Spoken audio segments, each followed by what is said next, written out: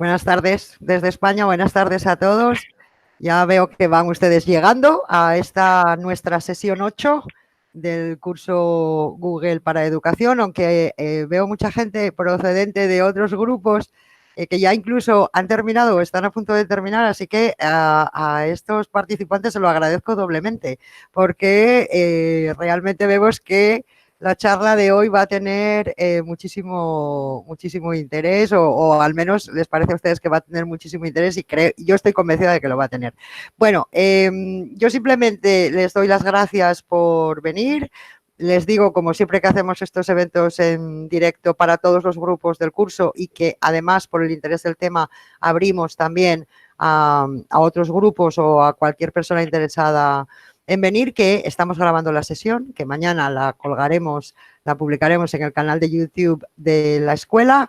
Y ya sin más le voy a ceder la palabra a uno de los profesores del equipo, a Raúl Diego, que es hoy quien va a llevar la batuta de la presentación del ponente. Así que Raúl, cuando quieras, adelante. Bueno, pues bienvenidos todos y todas. Para mí es un placer presentar a Miguel Ujeda. Yo tuve la suerte de coincidir con él hace aproximadamente un año y medio. Cogimos el guante de esa invitación de Google a participar en la Academia de Innovadores y tenía muchas ganas de conocerle porque tenía muy buenas referencias sobre su forma de llevar los grupos y de gestionar el liderazgo.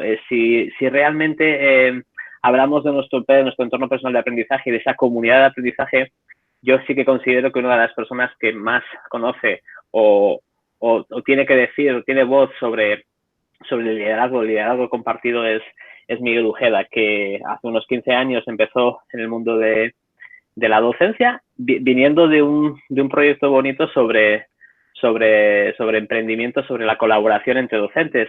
Y actualmente, además de ser el coordinador de innovación y TICs de uno de los colegios que más han apostado por la innovación y por tener una persona que lidere y comparta el enfoque hacia la innovación y no sobre el uso de la tecnología, que es el Colegio Mirasur en Madrid, pues Miguel es uno de los líderes que coordina el GEC de español de Google para educadores, ¿no? Entonces tenemos la suerte de que nos va a hacer un enfoque sobre el liderazgo, cosa que entiende e incluso tiene un proyecto bonito sobre líderes educativos y que le pediremos que nos cuente un poquito sobre él y nos va a hacer ese enfoque sobre liderazgo y entendiendo que podemos implementar muchos proyectos de nuevas tecnologías y la implementación de herramientas de Google en los centros, pero que lo tenemos que hacer con un enfoque pedagógico, con un enfoque hacia la innovación y hacia el cambio y entendiendo que todos formamos un gran enfoque que es el del centro, que es la idea de transformación del alumnado, ¿vale? Entonces le damos la palabra a Miguel y le agradecemos su tiempo, ¿vale? Muchas gracias y bienvenido, Miguel. Muchísimas gracias, Raúl. Muchísimas gracias a todos ustedes por la invitación y por estar presentes ahora en este momento para compartir un tema que ciertamente me apasiona. Es una de las cuestiones que si yo tuviera que elegir un vector constante a nivel pedagógico desde los inicios, ha sido la búsqueda de la colaboración profunda entre docentes. Entendida como una colaboración interdependiente, porque entiendo que el éxito educativo nunca radica en un líder solitario, sino en alguien que sabe tejer esa red, apoyarse en los demás y, por supuesto, tener muy claro que para educar pues es necesario contar con todos, ¿no? Voy a compartir una presentación que voy a utilizar un poco de apoyo y que podréis tener más adelante. Yo creo que estáis viendo ya la pantalla. ¿Sí es así? Sí, Miguel. Sí, perfecto. Bueno, un poco la idea es hablar de cómo distribuir el liderazgo. Yo creo que hay una constante en el liderazgo cuando se habla de liderazgo y es la contraposición entre el líder iluminado y muy ejecutivo y la necesidad de que para movilizar y hacer un cambio sostenible, por eso hablamos de ecología del cambio, hace falta que no haya uno, sino que cada uno asuma el rol de liderazgo que tiene. Y esto en contextos de innovación pues no es tan de perogrullo y es difícil de activar. Os voy a hablar desde mi experiencia y es una experiencia que ha pasado pues, de un principio, ¿no? de vivir en mis propias carnes y de experimentar y formar parte de equipos donde la innovación que se ha introducido y los cambios que se han introducido en la escuela han quemado al recurso más valioso, que precisamente somos las personas, porque se consideraba que había que llevar a cabo determinados cambios, cueste lo que cueste, y caiga quien caiga. Estas reflexiones, esto es válido hoy, porque se sigue produciendo en muchos colegios y en muchos proyectos, donde los perfiles de control lo que hacen es introducir una ecuación donde la persona, bueno, es un recurso más, no es el principal recurso. De eso queremos pasar a una innovación que capitalice a las personas, o sea, y que realmente haga sostenible el cambio y lo haga escalable. Cuando introducimos en innovación, lo más importante no es que sea una gran idea. Lo más importante tampoco es que yo tenga la razón además, o que sea mi idea, sino que esa idea sea escalable y realmente sea beneficiosa para la mayor parte de la comunidad educativa, ¿no? O al menos para la parte a la cual va enfocada. Y eso requiere un compromiso que no es puntual, no es pensar algo y lanzarlo. Uno de los problemas de la innovación graves no es considerar que tener una idea, diseñarla, incluso ponerla por escrito, que esto ya quien lo hace ya es para ponerle la medalla, negro sobre blanco, que se pierden ciertas costumbres, sino que además hace falta pensar en esa estrategia de implementación y de que se haga sostenible. Cuando hay poca colaboración entre un equipo e introducimos cambios, la consecuencia a medio plazo, pongo aquí, probablemente sea la falta de compromiso, porque no hay una conexión profunda con los motivos que inician ese cambio, ¿no? Tenéis ahí el jueguecito este de sin conexión de Google, ¿vale? Que ahora, por cierto, hay otros, pero bueno, que implica, pues eso, que vas saltando las dificultades porque son las que te ponen delante, pero al final no sabes ni para dónde vas ni por qué. Aquí hay un anzuelo, o sea, hay una tentación, porque el anzuelo se pone un cebo y se utiliza para que mordamos, ¿no? Y al final la tentación de los líderes es fundamentalmente esta, ¿no? Moverse entre la estandarización de las propuestas que hacemos versus que esas propuestas sean realmente o respondan a una biodiversidad educativa, una biodiversidad del equipo.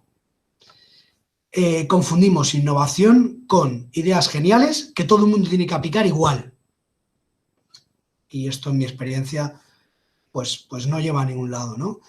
La biodiversidad educativa es un valor. Cuando Google en sus equipos, y por conocer a alguna gente que trabaja allí, introduce como criterio de la constitución de equipos su diversidad, como algo que va a ayudar a que ese equipo llegue mejor a sus objetivos, es por algo. Y es porque la diversidad, a la hora de colaborar, aporta un valor esencial. Por otro lado, la otra tentación grande de quien lidera puede ser la de microgestión, ¿no? Y una microgestión personalista, en el sentido de que soy yo quien la ejerce, soy yo o quien denomine, quien tiene que estar controlando todo el proceso, todos los pormenores, de alguna manera, ¿no? Sin confiar realmente, ¿no? Y sin tener en cuenta que la gente, para activarla y activar su potencial, es necesario tener un pequeño plan para que eso ocurra. Podemos confiar en que ocurrirá, pero o es intencional y ponemos el foco sobre ello, o lo más probable es que lleguemos a lugares donde no queríamos llegar. Ese control también se contrapone con la confianza y la colaboración real, ¿no? Estas tentaciones que son directivas tienen que ver con dos modelos distintos que le he oído a Carmen Pellicer contraponer y que me parecieron muy interesantes, y es, yo también creo más en el líder tipo la película del Coro, ¿no? Versus el líder del Club de los Poetas Muertos. ¿Por qué? Porque fijaros la foto simplemente de la carátula. A la derecha hay un equipo de personas orgulloso y satisfecho de lo que consiguen, y a la izquierda hay la exaltación de una persona. En la comunidad de educadores, el proyecto que lidero desde hace unos años para cohesionar educadores con intereses comunes en tecnología en la nube, que ayude a dinamizar la educación hacia un cambio sostenible, lo que queremos no es tener seguidores.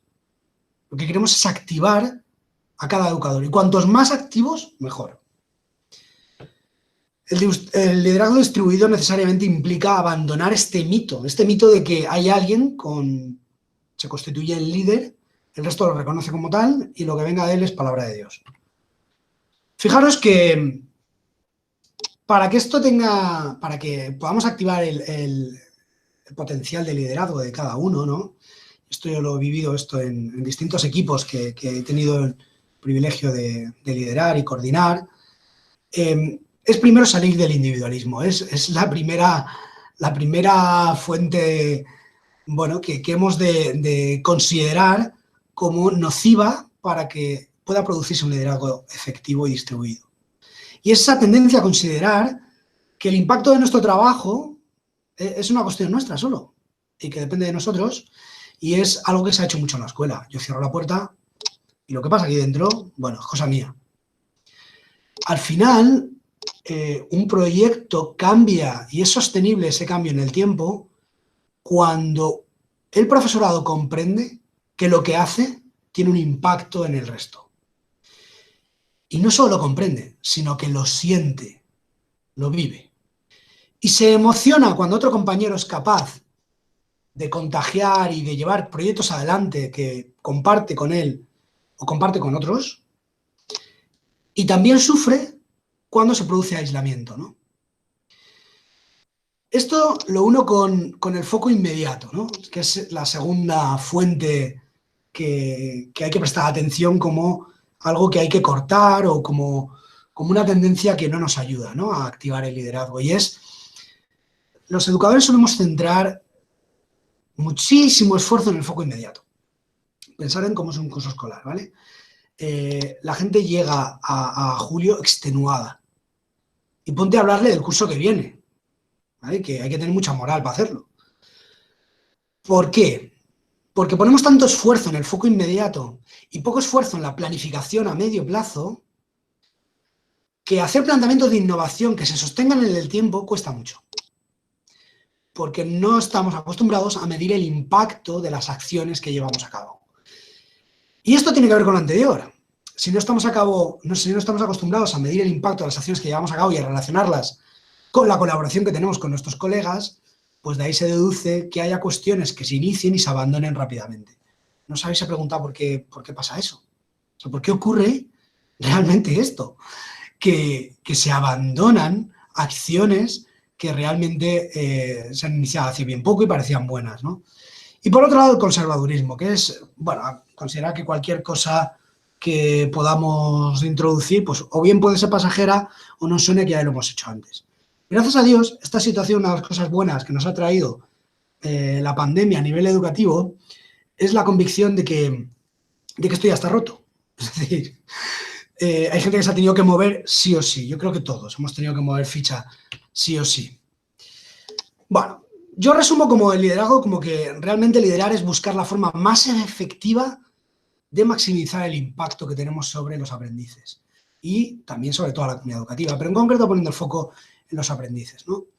Por defecto hay que compartir y considerar la diversidad como un valor. Estos son los dos ejes que yo he manejado durante los últimos años y que creo que han sido efectivos, ¿no? Y luego, lo segundo que ya repetía antes, es una repetición, no hacer seguidores, sino colaboradores, distribuir ese liderazgo. Hay que intentar hacer que la gente abrace la causa comprometiéndose con ella, no alabando cómo haces tú para llevar a cabo las acciones que se te han ocurrido que puedes llevar. Esto implica que el liderazgo tiene una dimensión de profundidad respecto del cambio, en el que requiere que todos asumamos un compromiso de mejora. Entonces, ¿por dónde empezarías ¿por dónde empezaría yo? Hay gente que me pregunta, ¿no? ¿Por dónde empezarías tú a cambiar una escuela? Pues fundamentalmente empezaría por trabajar el compromiso, con pequeñas acciones, pero intentar aunar y fortalecer el compromiso de los educadores respecto de las acciones que podamos empezar a llevar a cabo, ¿vale? O te aseguras ese compromiso o es muy difícil que se interiorice, que la consecuencia en una mejora del aprendizaje se deriva de ese esfuerzo, ¿me explico? Y no de un casual. Por otro lado, hay una dimensión del liderazgo con el cambio que tiene que ver en cuanto a su amplitud. La innovación realmente solo se puede hacer sostenible cuando se amplía, cuando hay otros muchos agentes que intervienen, ¿vale?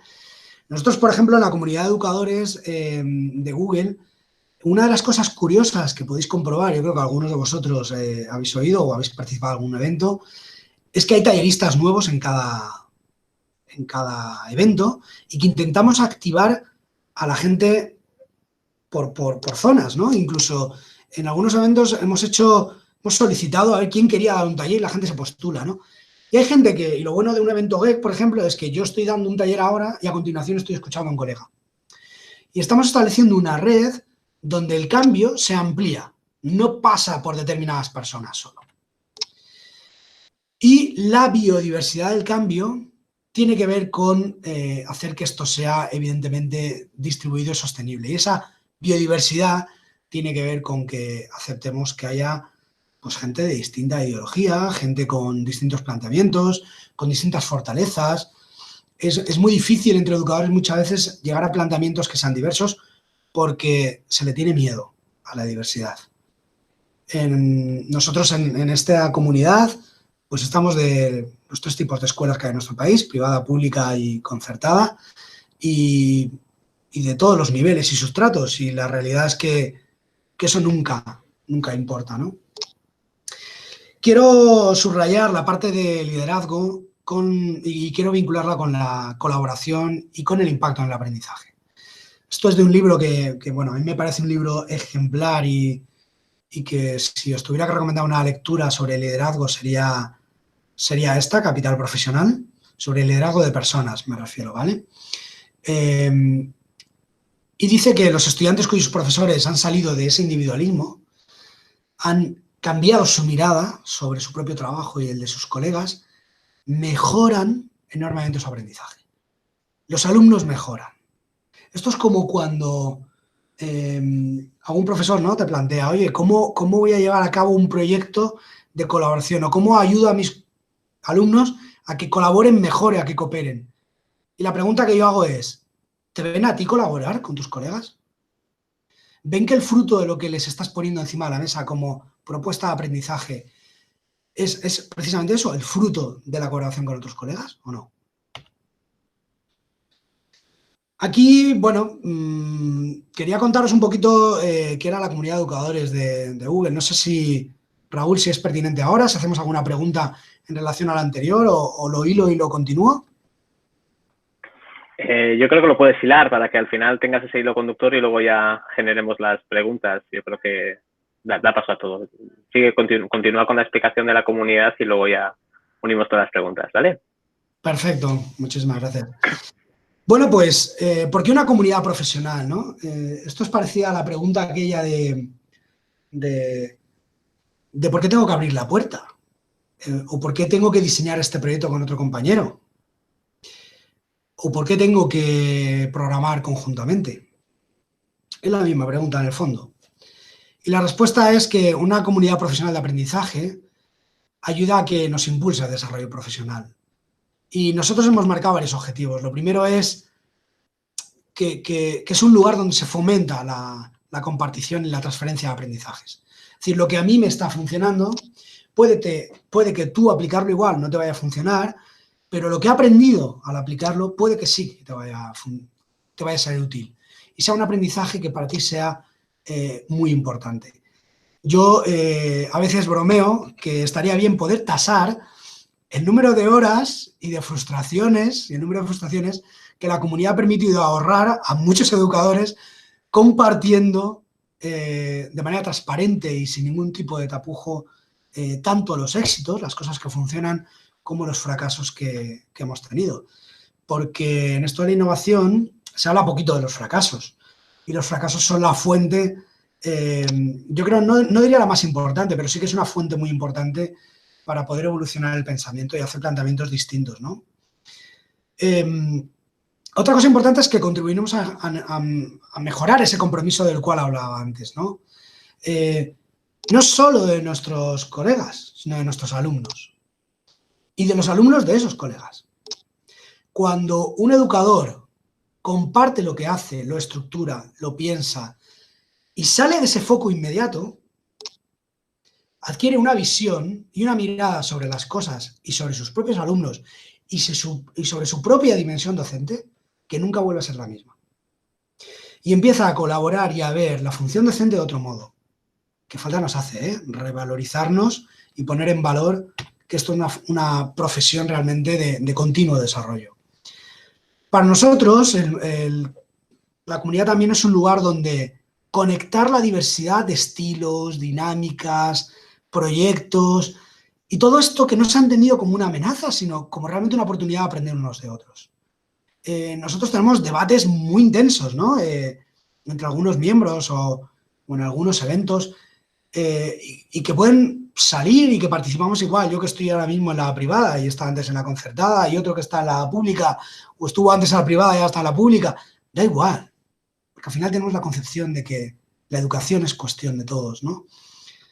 La cuestión al final, como pongo en este cuarto objetivo, es que incentivar el liderazgo de una manera distribuida implica dar visibilidad y dar la oportunidad de que haya educadores de que salten a la palestra.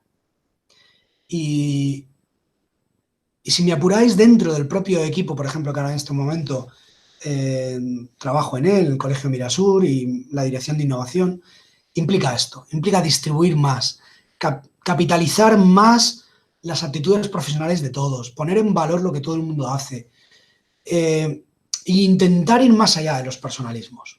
Esto es súper importante.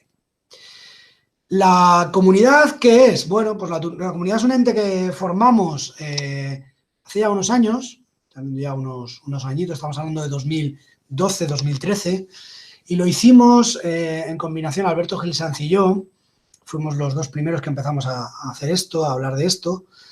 Pues, bueno, simplemente porque en un principio queríamos traer los Chromebooks a nuestro país. Empezamos a tener búsquedas de un dispositivo en la nube, que trabajara en la nube, que fuera simple, como el mecanismo, un botijo, y que nos dejara poner en valor la tecnología en la nube sin liarnos a administrar la complejidad de los sistemas, ¿no?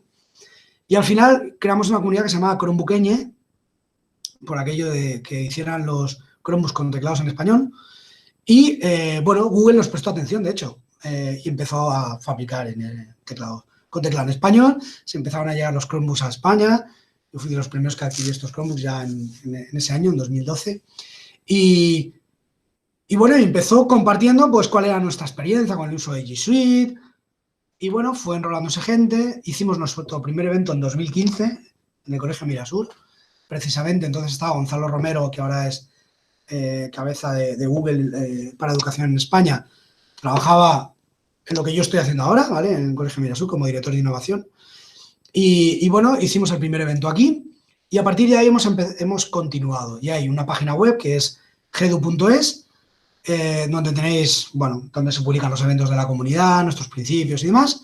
Y tenéis la comunidad.gedu.es, que es una red social profesional donde accedéis de manera libre. El único requisito es que seas un educador o que te estés preparando para serlo o que lo hayas sido.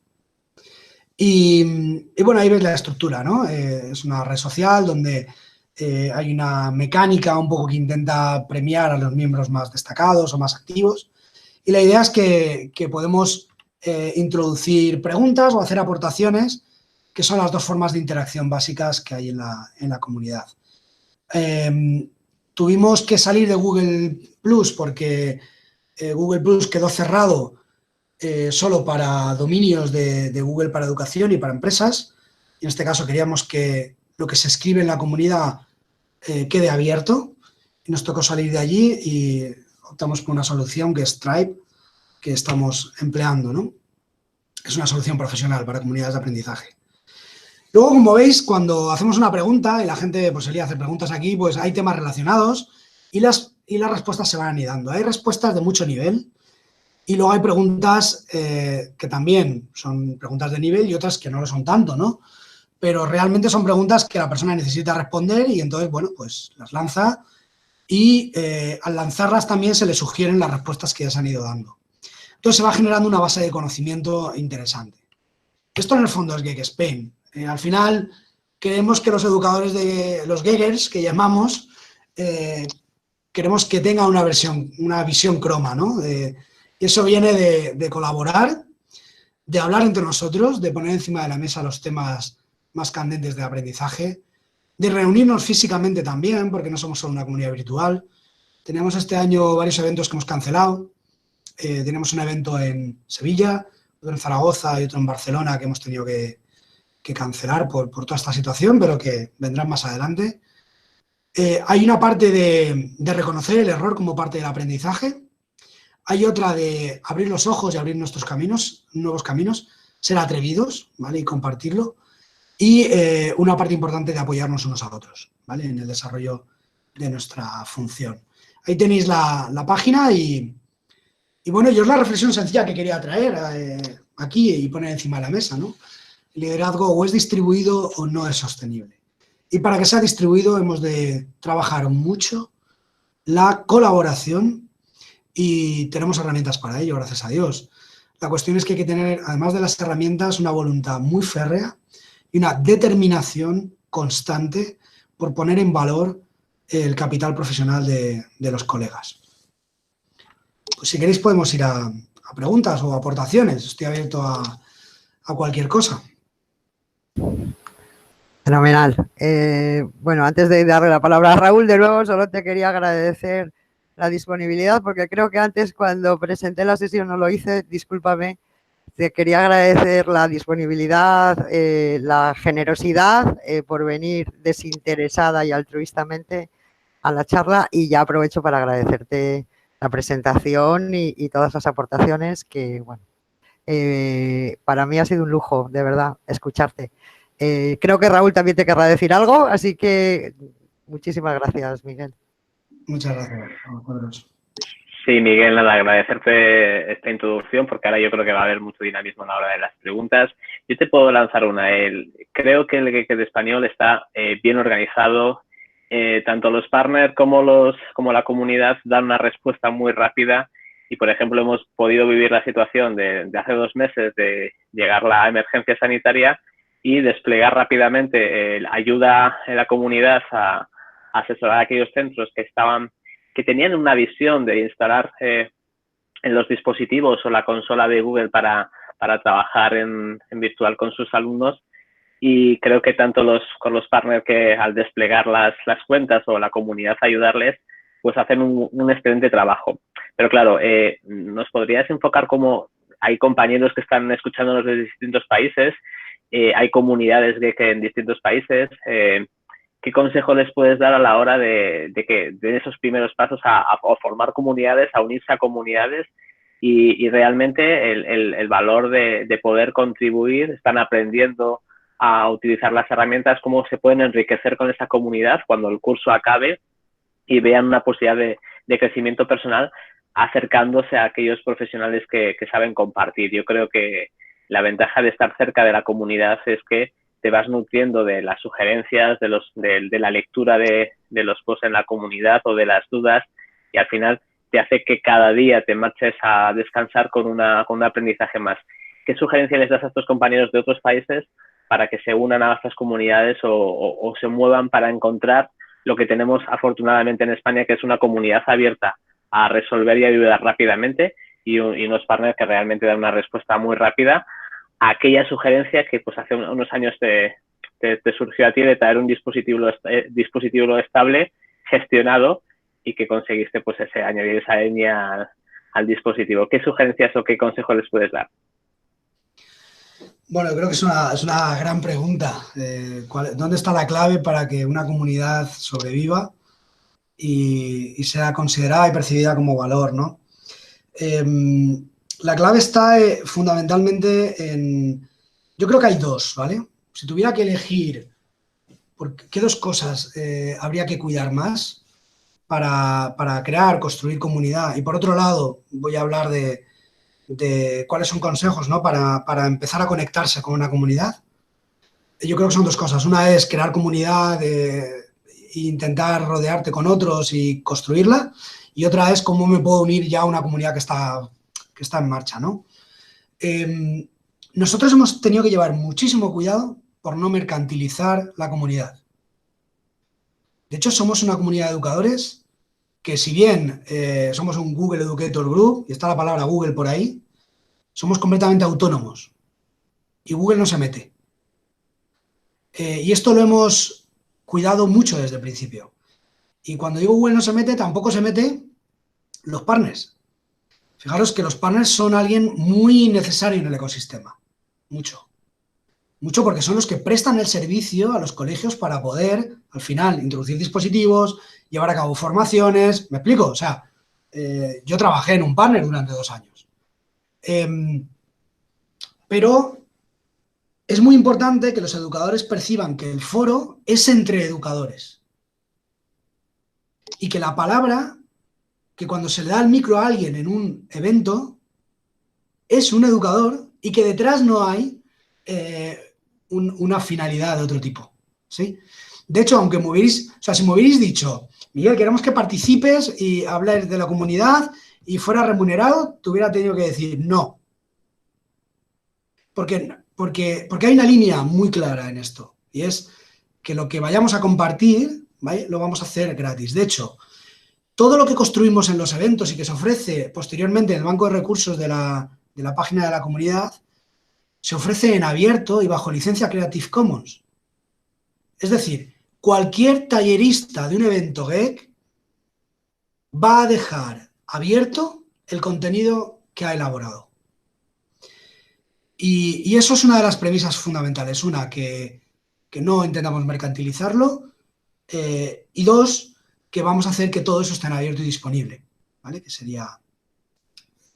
No sé si te respondo, ¿no?, a lo que un poco esperabas ahí a nivel de comunidad y de construcción. Otra es que hay que desvirtualizarse. Es decir, que yo creo que nunca nadie ha deseado tanto sentarse a tomar una cerveza con un colega de profesión y a compartir como ahora. Pero si además lo has venido haciendo durante los últimos años, con cierta recurrencia, lo echas más de menos.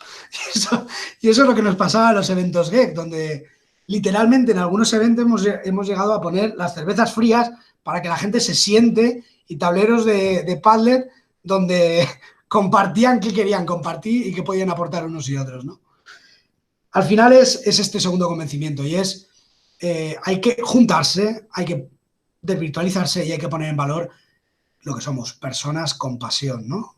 Con una pasión educativa. Y por otro lado, cómo empezar y cómo conectarse a la comunidad. Mi recomendación es que busquéis en el mapa de comunidades de Google, de Google Educator Group, que tenéis dentro de lo que es Google for Education, la página de Google for Education, tenéis un apartado donde aparece todo el mapa de comunidades mundial. Podéis ver la comunidad más cercana y poneros en contacto con ellos. Pocas comunidades tienen un tribe o una red social cerrada, ¿no? Muchas tienen una página, un site, muchas funcionan con Google Groups. Nosotros decidimos ir a una red social profesional para estructurar y segmentar mejor el contenido, ¿vale? Y cuando digo estructurarlo me refiero a que estuviera tematizado, etiquetado y que fuera fácil hacer un seguimiento del mismo, ¿no?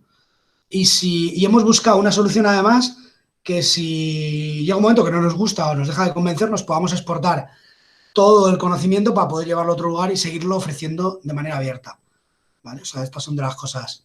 Cuando entras a una habitación hay que buscar la puerta de la salida.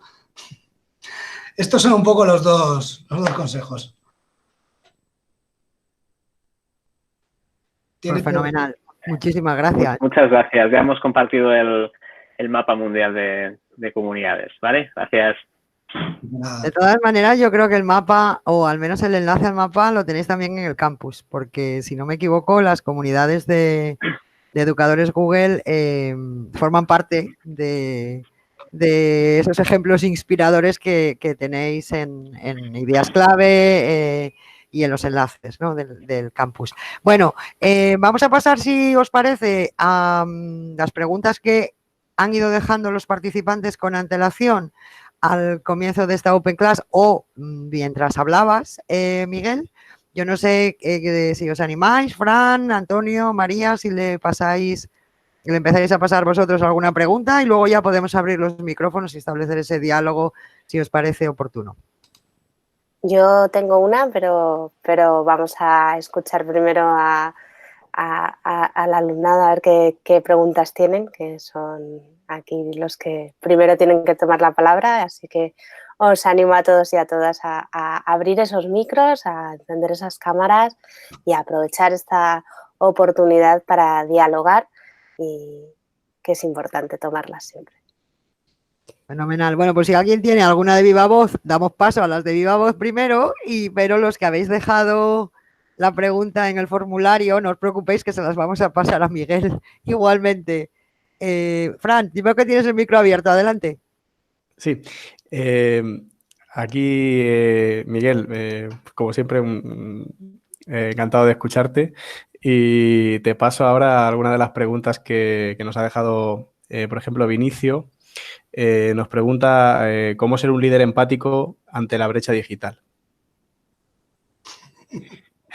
Una muy buena pregunta, porque hay un valor en educación cuando se acompaña y se guía a compañeros que sabes que no está suficientemente valorado, y es la paciencia, ¿vale? La paciencia y la comprensión y la empatía con el nivel de frustración que mucha gente experimenta a la hora de introducir innovación y de lidiar con la tecnología. Esto nunca hay que subestimarlo. ¿Cómo se lidia? Fundamentalmente se lidia ofreciendo apoyo incondicional. Y cuando digo incondicional es incondicional, no hay otra palabra. Y el apoyo incondicional significa que nunca voy a aceptar que te excuses por algo que ya te he explicado y que lo deberías saber. O sea, no voy a aceptar que te excuses. Es que no te tienes que excusar. Es que no tienes que pedir perdón por pedir ayuda. ¿Vale? Eso es lo primero. Lo segundo es que todas las ayudas que te van pidiendo tengas la lucidez de agruparlas, estructurarlas y ofrecerlas de vuelta a la gente de una manera organizada, ¿vale? Para que los que vayan introduciéndose puedan ir resolviendo esas dudas antes de que incluso se planteen. Y lo tercero es anticipando las dificultades, haciendo validaciones y testeos previos. Hay una mala costumbre cuando utilizamos tecnología, y a los que nos gusta mucho, bueno, aunar y fusionar tecnología con pedagogía, que enseguida lo ves. Esto sirve para esto, para lo otro, y lo lanzas, ¿vale? Y no lo has testado. Y hay que testarlo con los usuarios y hay que hacer una previsión también de los impactos que puede tener eso, ¿no? Si os dais... Yo distingo a los líderes en relación al despliegue de innovación de dos maneras. Uno, los que por defecto en la consola de G Suite activan cuando hay una novedad que se despliegue para todos y ya se apañe. Y esto es fácil, ¿no? Y lo segundo, que es, bueno, si va a haber cambios, vamos a ver qué cambios y cómo vamos a poder distribuirlos, ¿no? Me confieso que vitalmente me encontraría entre los primeros, ¿vale? Pero la experiencia me ha ido diciendo que no es una buena opción. O que al menos, no me cojáis justo el ejemplo, ¿vale? O que al menos antes de introducir innovación hay que anticipar. Entonces yo daría estos 3 consejos, ¿vale? Estupendo, muchas gracias, Miguel. Si Vinicio quiere puntualizar alguna otra cosa más sobre la pregunta. Vale, muchas gracias. Después, Todo muy bien, muy amable. Rosaster también nos ha dejado una pregunta y habla un poquito sobre que ahora en educación se usan mucho las palabras innovación, sostenibilidad, biodiversidad, emprendimiento, y pregunta cómo se aplicaría hoy en día para mejorar la calidad de la educación actualmente. Uy, es una pregunta muy abierta. Se me ocurren múltiples abordajes a la pregunta. Yo quiero partir en la respuesta de constatar un hecho. Diversidad en la escuela la ha habido siempre. O sea, yo cuando iba al colegio y era alumno, mi profesorado, pues, era muy diverso. Entre los profesores, entre los alumnos, había menos diversidad cuando íbamos creciendo. Conforme crecíamos, había menos diversidad, al menos en mi época. Se nos iba agrupando por cómo éramos más o menos similares, ¿no? Algunos les animaba a ir a otros itinerarios o salían de la escuela. Pero maestros ha habido muy diversos siempre. Lo que pasa es que se ha tendido a penalizar la diversidad de planteamientos educativos justificados. Ojo, no estoy queriendo decir que sea bueno tolerar en un equipo educativo que haya gente que diga yo hago lo que a mí me da la gana y tú no te metas. Y yo es que soy así. Y eso se considera diversidad. No, eso es una impertinencia, ¿vale? No es una diversidad. Diversidad es cuando la gente se curra las cosas, las defiende, tiene una visión sobre las mismas, las estudia, es decir, hay un criterio, ¿cómo lo diría?, de compromiso, hay un criterio de compromiso, ¿no?, de mejora, y entonces podemos no estar de acuerdo y tenemos que entrar en diálogo, y puede haber diversidad de propuestas en un mismo claustro. El modo efectivo de llevar esto a cabo es no pasando el rodillo. O sea, cuando digo no pasando el rodillo es, mira, en el colegio se tienen que hacer proyectos. Vamos a llegar hasta la conclusión, porque es una manera muy buena de involucrar a distintas áreas. Bueno, imagínate que llegamos a esta conclusión. Muy bien, vamos a ponernos en marcha. Bueno, pues todo el mundo los tiene que hacer igual. Bueno, pero a ver, una cosa es garantizar que la experiencia del alumno que no se vuelva loco, ¿vale? Y que las familias tampoco interpreten que hay alguien que va a su bola, pero otra cosa muy distinta es que todo el mundo tenga que hacer lo mismo. Entonces, cuando hablo de defender la diversidad, hablo de poner en valor las cualidades, las percepciones y el buen hacer de los profesionales que quieren dar un paso al frente. Vale. Muchas gracias, Miguel. Muy claro, yo creo. Rosaster también tiene una inquietud que me parece una pregunta interesante, bastante reflexiva, en torno a lo que hablabas de crear una comunidad profesional en educación y plantea la siguiente reflexión. ¿Se podría plantear como un objetivo de desarrollo sostenible crear esas comunidades profesionales educativas? O sea, como una necesidad de desarrollo sostenible. Esa es la cuestión. Desde mi punto de vista, sí. Fijaros, el contexto que estamos viviendo y más con la situación actual, se ha puesto de manifiesto que esto no ha hecho más que hacerse más complejo día a día. Y lo que te rondaré morena, o sea, lo que está por llegar. La complejidad cada vez es mayor. Ante un contexto más complejo, se requiere una red de apoyo profesional más fuerte.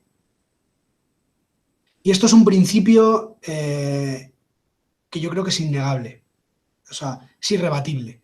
Cuanto más complejo es un contexto, más ayuda, más red de apoyo necesitas, porque más riesgos asumes. Y la profesión docente tiene un riesgo muy grande y es el de, por perfil y por cómo está considerada socialmente, por cómo está estructurada, hay un riesgo muy grande a que sea una profesión plana. Una profesión plana en el sentido de que haya gente que entre en, yo lo llamo en un coma de mantenimiento educativo, ¿sí? Es decir, hay educadores que por desgracia entran, o sea, están como enchufados a un respirador artificial, respiran, funcionan, vienen, hacen el claustro, evalúan, pero ahí no se mueve nada. No hay pasión, han perdido el vínculo, porque la situación les ha desbordado. O sea, no se quiere reconocer, pero en el fondo los abandonos y las quemazones tienen que ver con, en algunos casos, otros casos no, pero tiene que ver en gran medida con que la realidad es muy compleja y para poder responder a ella hace falta rodearse y conectarse con personas. Yo puedo decir sin tapujos que a mí estar conectado con otros profesionales es lo que me ha permitido evolucionar profesionalmente. No ha sido que un día tuviera un buen desayuno y eligiera qué lectura hacer, ¿vale? O sea, es que no ha sido así. Entonces, ¿que podría ser un objetivo de desarrollo? Pues sí, creo que sí, porque de buenos maestros y de maestros que colaboren depende una sociedad futura donde haya ciudadanos, pues eso, con unos valores, ¿no? que permitan afrontar los retos del futuro y que colaboren entre sí para solucionarlos. Totalmente de acuerdo, Miguel. Creo que somos una base fundamental en la sociedad y ¿por qué no establecerlo como un objetivo primordial? Y como dices, ahora, y más en estos momentos, ¿no? Hay que fortalecerse y tejer redes, que es uno de los mejores pases. A mí me ha gustado mucho esa primera diapositiva de esa cantidad de nubes negras que hay, ¿no? De gente muy quemada y muchas veces ahí me gusta mucho la palabra acompañamiento y creo que hemos vivido muchos años de formaciones sin acompañamiento y ahí viene un poco esa innovación metida a calzador en la que hay gente que no sabe cómo cogerla y que termina un poco, por eso como tú decías, ¿no? Quemada y agobiada sin saber muy bien qué hacer porque se la ha dejado ahí sola con toda esa información. Y como tú decías, no sé, esa fuerza que tiene el acompañar, el sentirse acompañado con alguien y conectado con alguien que está trabajando como tú o que te da un empujoncito para investigar algo nuevo que tienes muchas ganas. Pues muchísimas gracias, Miguel. Estas son las preguntas que teníamos aquí. Bueno, ha aparecido otra nueva de Brainer Palacio. Y nos dice, ¿con qué pasos comenzar para llevar un centro educativo de una dinámica de trabajo basada en el individualismo a otra basada en el trabajo colaborativo y la cooperación?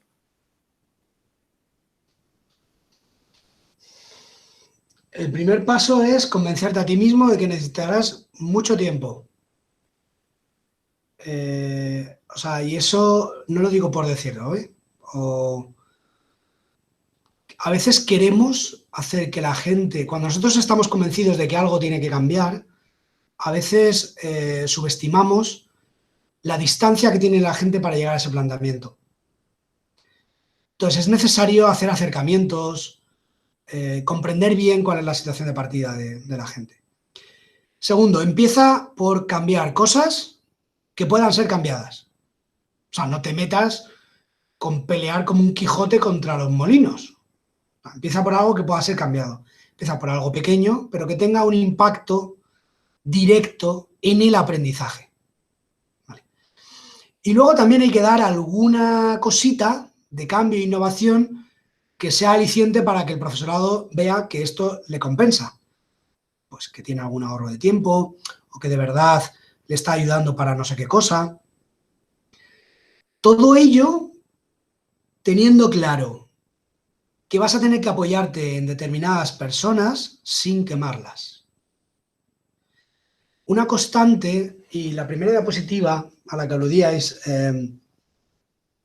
es que la he vivido en carnes con mucho dolor a veces, y en alguna gente que he vivido cerca, ¿no? Hay veces que contamos con personas y siempre les pedimos las cosas a las mismas personas, y hay otros que siguen a lo suyo. Entonces, hay que empezar a dar la vuelta a la tortilla, ¿no? Y empezar a dar valor y a recompensar a esas personas que se movilizan para que los otros vean, ¿no? Y luego en mi experiencia no hay cosa que más importe a un profesor que su reputación. Eso implica que si empezamos a hacer buenas prácticas, a comunicar las cosas, a sacar de debajo de la manta las cosas que son buenas, en distintos niveles y dimensiones, la gente va a empezar a querer compartir. ¿Vale? Yo empezaría por ahí. no sé si es suficientemente concreto, porque claro, me faltaría conocer la realidad de concreto, ¿no? de colegio, pero no sé, a veces incluso hay que tomar decisiones de romper cosas que se suponía que eran buenas. Yo cuando llegué a este colegio, el laboratorio de innovación estaba constituido por determinadas personas y nos reuníamos en un formato determinado, ¿vale? El primer año ya vi que eso no nos permitía avanzar en planteamientos de profundidad, porque había cosas debajo de la mesa, en todos los grupos hay cosas debajo de la mesa, ¿vale? Que no se ponían encima de la mesa y que costaba mucho. Entonces, ese equipo de innovación no hacía la función que tenía que hacer, que era hacer propuestas que permitieran evolucionar el proyecto. Bueno, pues se vio que había que cancelar ese grupo y hacer de otro modo, más orgánico, por los equipos de trabajo que el colegio había instituido. Esto, pues, cuando Lidio contrata como director de innovación, lo primero que haces es, lo primero no, pero vamos, a cabo de un año, cancelar el laboratorio de innovación, pues dice, pues vaya, ¿no? A veces hay que tomar decisiones y darnos la oportunidad de equivocarnos también, ¿vale?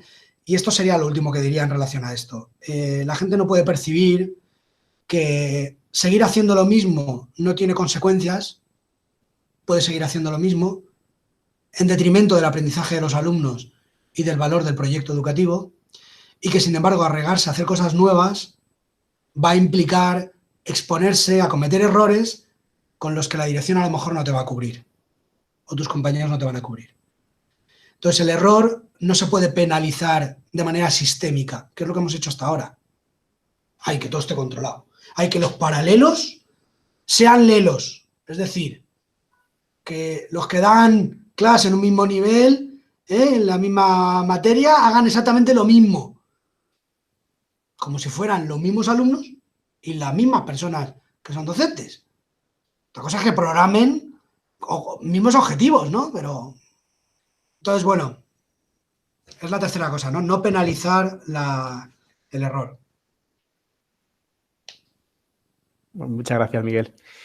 En principio, en el formulario no hay más preguntas. No sé si algún alumno tiene alguna otra pregunta que lanzar a micrófono abierto. Hola, buenas tardes. No sé si se me escucha. Sí, perfectamente. Sí, Cristina, adelante. Mira, estoy aquí con mi hermana, Cristina y Gemma, que las dos estudiamos tanto el máster como el curso de Google. Yo quería plantear una cuestión porque me ha parecido muy interesante cuando has comentado lo de que no pensamos a largo plazo, que cuando trabajamos siempre pensamos en lo inmediato y que eso, pues, obviamente tiene consecuencias porque perdemos, pues perdemos la posibilidad de trabajar a largo plazo, ¿no? Y cuando te estaba escuchando, se me venía a la cabeza el hecho de que en los centros hay una gran inestabilidad del profesorado, sobre todo en los centros públicos, y me preguntaba de qué manera eso se podría solventar.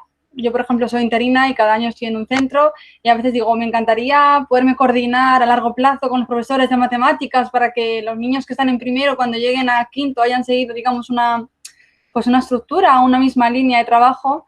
Pero claro, cuando los profesores están constantemente cambiando, eso me parece que puede perjudicar y no sé si tendrías algún consejo en esa línea. Está siendo muy suave con la valoración, puede perjudicar, o sea, de hecho perjudica.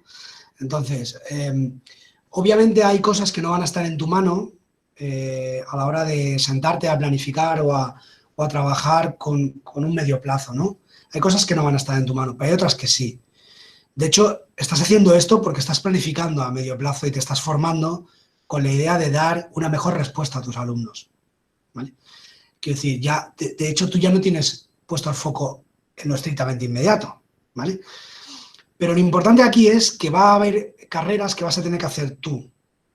Y eso significa que vas a tener que evolucionar el modo en el que vas a hacer un acercamiento, has dicho las matemáticas, vas a hacer un acercamiento a cómo hacer un planteamiento de matemáticas para los alumnos. Y algo que sea sostenible y que pueda permitir que otros profesores puedan colaborar, llegado el momento. Eso implica un modo de programar probablemente distinto, implique aprender una serie de herramientas, implique que, por ejemplo, tú ahora tienes que tomar una decisión. Dice, independientemente del centro en el que vaya a estar de aquí en adelante, esta situación de pandemia me ha demostrado que tengo que hacer un planteamiento híbrido a nivel tecnológico de la asignatura que vaya a poner encima de la mesa para mis alumnos.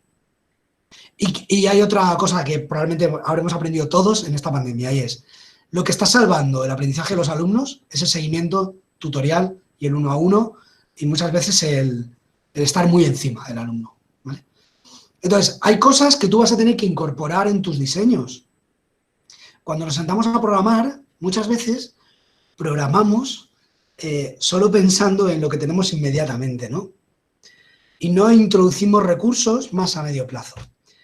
Evidentemente, en un colegio lo ideal es que tú te sientes a programar con los profesores de matemáticas, pero si me apuras no solo con los de matemáticas, que te pongas a programar con los de ciencias también, con el de lengua, ¿por qué no? Para llegar a construir un proyecto conjunto.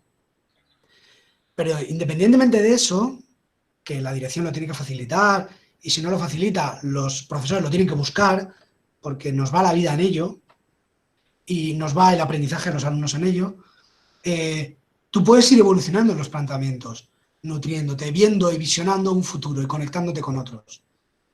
¿Sabes? O sea, que en un colegio es trágico que hay educadores que no pueden continuar en él, y por la razón que sea, ¿no? Por esta razón de, a lo mejor, de interioridad.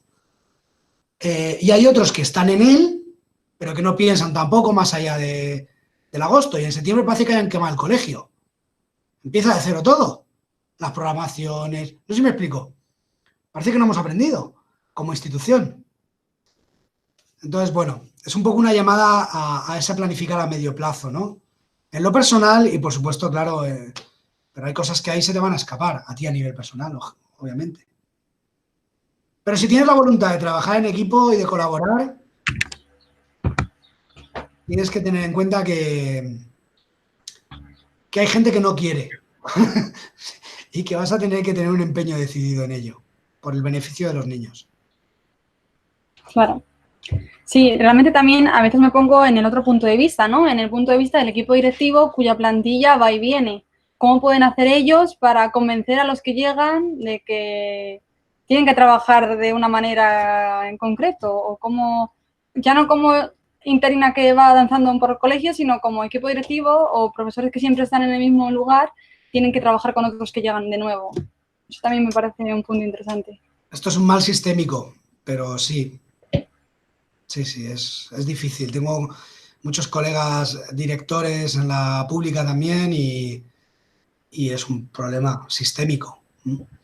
Pero bueno, trabajando se consiguen hacer equipos y propuestas interesantes, ¿eh? La parte de que cuando llegas a clase y cierras la puerta, eso tiene su doble vertiente, ¿no? Tiene su parte a lo mejor un poco más, su connotación más negativa que has comentado, pero también tiene lo bueno, y es que al final el docente, vaya al colegio que vaya, es él y puede usar las herramientas que quiere y tiene cierta libertad, ¿no? Eso también es bueno. Claro. Bueno, mi hermana también quería hacer alguna cuestión. Bueno, en cuanto, pensando en todo esto, ¿no? Pues la base de todo es la formación de los docentes. Pues pensando en, yo también pues soy profesora de primaria, de infantil. En cuanto a la universidad, la formación en la universidad, ¿cómo tú enfocarías esa metodología para los docentes? ¿La seguirías enfocando de la misma manera o lo harías de una forma totalmente diferente, un poco así a rasgos generales? ¿Cómo tú lo enfocarías? A colaborar se aprende colaborando y a ser generoso se aprende compartiendo y a liderar se aprende liderando equipos.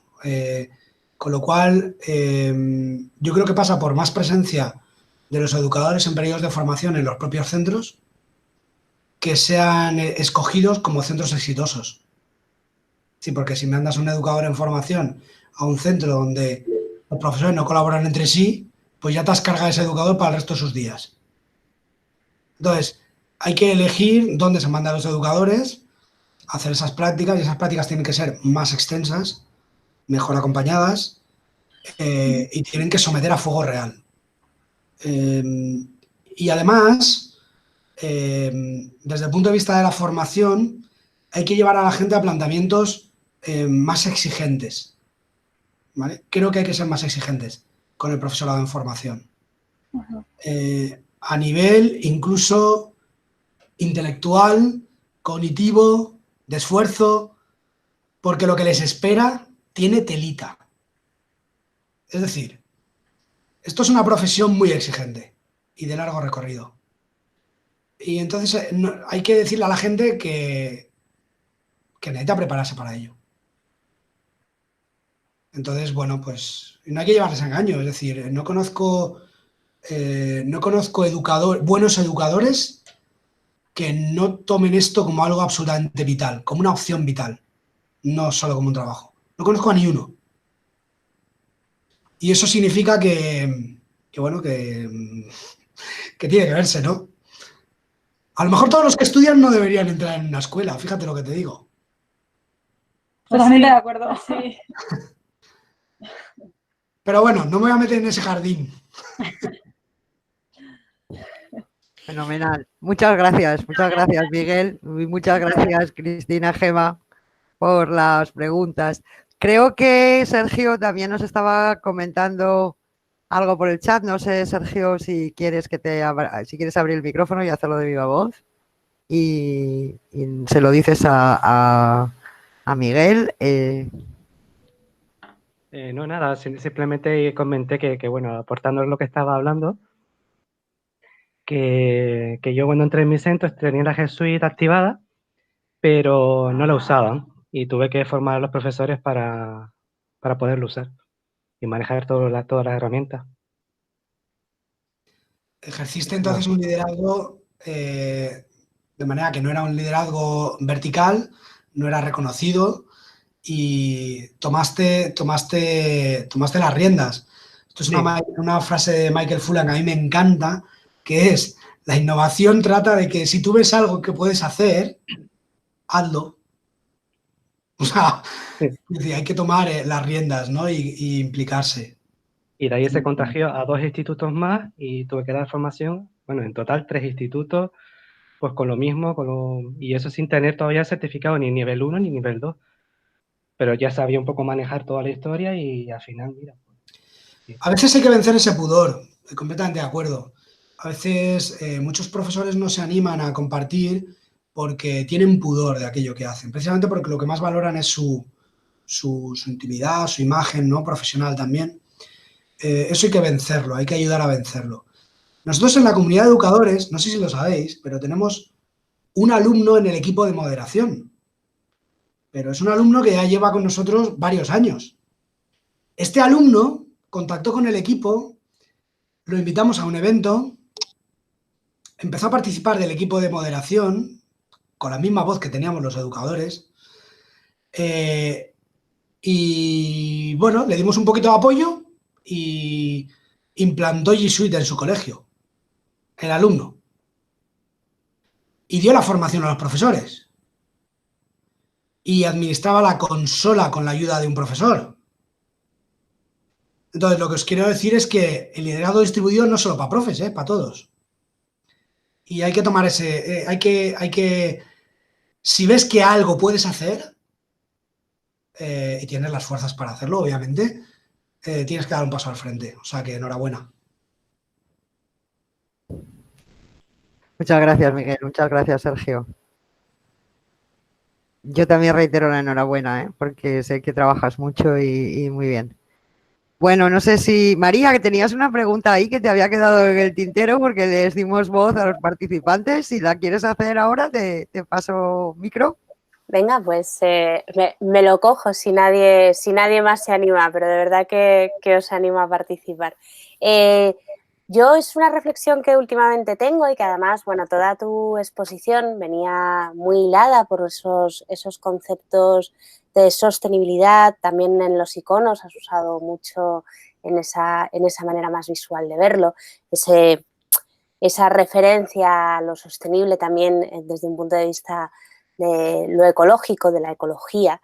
Y a mí en esas dos cuestiones sí encuentro también, además, una cuestión que las aúna mucho y es en el liderazgo y en la protección de lo que es el ecosistema, la cuestión de los cuidados y cómo ese liderazgo, sin ser paternalista en absoluto, tiene que centrarse mucho en los cuidados de las personas a las cuales se pretende hacer comunidad, porque son fundamentales para que integren bien y para poder salir adelante, ¿no? Para que pueda crecer y desarrollarse y sacar todo el potencial de cada una de las partes, pero sobre todo del conjunto, que por tanto sea sostenible y es un desarrollo que vaya para adelante, ¿no? Esa necesidad que no es hacerlo de menos, que hablar de que la educación son también cuidados no es quitarle una parte, que parece que es, oiga, que nosotros no estamos aquí para cuidar a los niños como si fuera, no, es que los cuidados es algo como mucho más amplio, ¿no? Y que en el liderazgo y en los equipos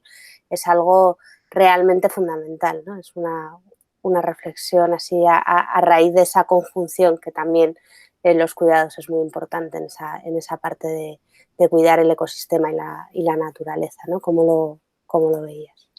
Completamente de acuerdo. Fíjate que si yo quiero cuidar, si yo adopto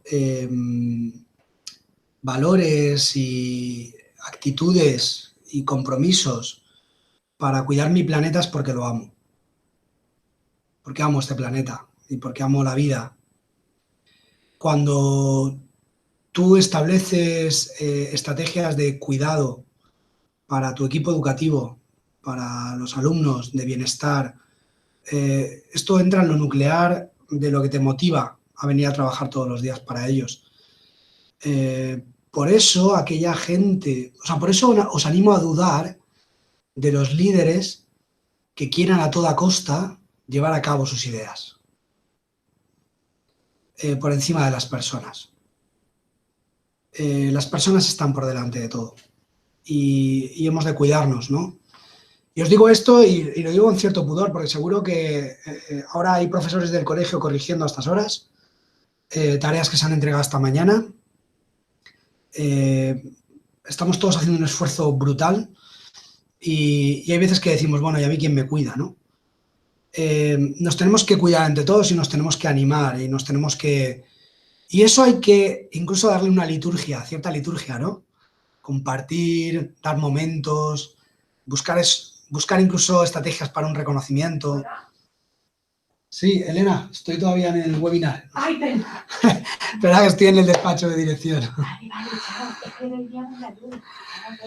Vale, a ver si te van a cerrar en el colegio, Miguel. Están a punto. No queremos abusar de tu... Ya creo que ya hemos abusado mucho de tu disponibilidad, pero ya lo que no queremos es abusar también de la disponibilidad de la compañera que tiene que cerrar las puertas. No, si lo único es que me pongan la alarma, ¿sabes? Y que tenga que ir a la Guardia Civil en un rato. Pero bueno, sí, el tema del cuidado es fundamental y no es echar de menos. Creo que tiene que estar pensado. Perfecto. Antonio, ¿tienes el micro ahí abierto? ¿Y Francisco también? No, Francisco ya no. ¿Antonio? Venga, voy. Si no nos peleamos... Sí, y si os parece, ya después de la pregunta de Antonio lo dejamos aquí para que no vaya la Guardia Civil a por Miguel. En primer lugar, darte las gracias, Miguel, por haber compartido tu experiencia con nosotros, que de verdad que es una maravilla escucharte. Y bueno, la pregunta era, porque me he quedado dándole vueltas mientras que ibas hablando del liderazgo distribuido, de la importancia de la comunidad, de crear lazos. Y una de las piezas importantes, o por decir claves, de una comunidad educativa siempre son las familias. ¿Cómo incluís este liderazgo en las familias o incorporáis a las familias en este proyecto? ¿Y cómo afecta la suite o el paquete educativo de Google a ese desarrollo? Es una muy buena pregunta porque yo tengo una permanente insatisfacción con esto. Si no es un tema resuelto, nosotros en el colegio estamos intentando involucrar a las familias en la propuesta de valor educativo que hacemos, ¿no? Y de varias maneras.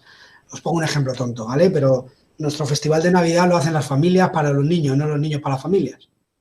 Y son los hijos los que van a ver a sus padres. De tal manera que además del valor educativo que tiene, no consumir un mes y medio en ensayos donde más de la mitad de los alumnos realmente no quieren salir y salen por sus padres, ¿vale? Además de eso, lo que conseguimos es que las familias se involucren de una manera efectiva, ¿no? En regalarles algo a sus hijos en el contexto del colegio. Además de eso tenemos canales de acción, eso es somos un grupo de familias más activo, ¿no? que hace esta acción o colabora en otras. La escuela de familias donde también participan. Pero realmente, aunque, por ejemplo, intentamos involucrarse en la reflexión de fondo y la formación que hacemos como docentes para ayudarles a ir elevando el nivel de reflexión educativa, nos cuesta mucho. Si, por ejemplo, cuando hicimos nosotros solemos hacer varía, pero más de la mitad de nuestro claustro, estaba hablando de casi un 70% del claustro, anualmente hace más de 100 horas de formación anuales. ¿Vale? Y algunos de ellos más. Es decir, nosotros estamos haciendo un posgrado anual prácticamente que hace prácticamente todo el claustro, ¿no? El año pasado hicimos sobre neurociencia y educación. Trajimos a gente muy potente. Este año sobre evaluación, que lo hemos tenido que interrumpir. Y cuando el tema es más atractivo o suena más, pues bueno, las familias vienen. Hemos tenido asistencia de 200 y pico personas, 300 al salón, ¿vale? En algunas de las sesiones. Pero en otras, por ejemplo, de evaluación, pues te vienen 30 padres, 40, ¿no? Nos está costando evolucionar la reflexión educativa. A veces, yo ahí tengo una insatisfacción muy grande. Uno cuenta el proyecto y te terminan preguntando por las horas de inglés o la ratio. Entonces, claro, se te cae todo el sombrajo, ¿sabes? Y estamos intentando activar eso, pero es difícil. A nivel del tema de cómo juega G Suite en esto, mirad, nosotros también tuvimos muy claro que había que securizar y garantizar el acceso a la información de manera que pudiéramos cerrar el círculo con las familias. Y por eso les dimos a cada familia una cuenta de G Suite. Cada familia, y aquellos padres que están separados, tienen cada uno la suya, obviamente, tiene su cuenta de G Suite y la cuenta es utilizada para completar formularios, hacer una validación sin necesidad de que tengan que firmar, porque se les ha dado a ellos con una contraseña. Si ya se lo dan a otro de su historia, y lo estamos utilizando para involucrarlos, ¿no? En recopilar información, en encuestas, y eso es la parte más visible, si quieres, las encuestas que pasamos todos los años, ¿no? Alumnos y familias. Y son encuestas en dos sentidos. Una de percepción del servicio y de su satisfacción global, son encuestas de percepción, y otras que quieren ayudar, o sea, que pretenden ayudarnos a evolucionar objetivos, planteamientos, ¿vale? Entonces es una escucha muy activa. Hacemos una parada anual con esto. Pero yo personalmente no termino de estar contento con esto. Creo que hay mucho todavía de que...